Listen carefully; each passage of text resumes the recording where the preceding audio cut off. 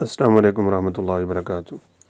سوال ہے کیا گھر میں بلی رکھی جا سکتی ہے جیسا کہ مختلف نسلوں کی بلیاں ہوتی ہیں؟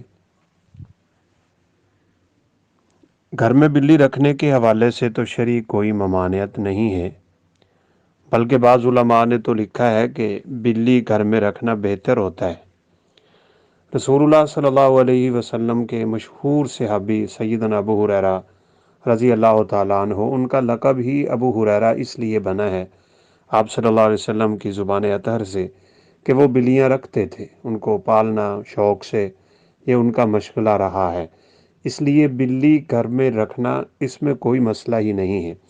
لیکن یہاں دو تین بڑی اہم اور بنیادی باتیں ہیں۔ پہلی بات تو یہ ہے کہ اگر گھر میں جانور اس طرح کا رکھنا ہو تو اس کے حقوق کا خیال رکھنا چاہیے۔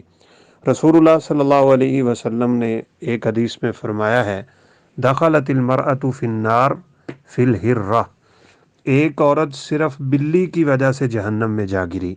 وجہ کیا تھی؟ بلی نے اس کے گھر میں کوئی نقصان کیا، اس نے بلی کو باندھ دیا، تو آپ صلی اللہ علیہ وسلم نے فرمایا نہ اس کو چھوڑا کہ وہ کھاتی اور نہ اسے اس نے کچھ کھلایا اور وہ بھوکی مر گئی، تو اس وجہ سے عورت جہنم میں گر گئی۔ اس لیے اس چیز کا خیال ہونا چاہیے۔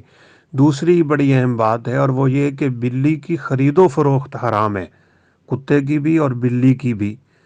سیدنا جابر رضی اللہ تعالیٰ عنہ سے روایت ہے کہ نبی کریم صلی اللہ علیہ وسلم نے اس بات سے ڈانٹا، زجر النبی صلی اللہ علیہ وسلم، کہ بلیاں خریدی جائیں بیچی جائیں تو گھر میں ویسے مل جائے رکھ لیں، لیکن اس کو خریدنا نہیں ہے۔ واللہ اعلم۔ السلام علیکم ورحمۃ اللہ وبرکاتہ۔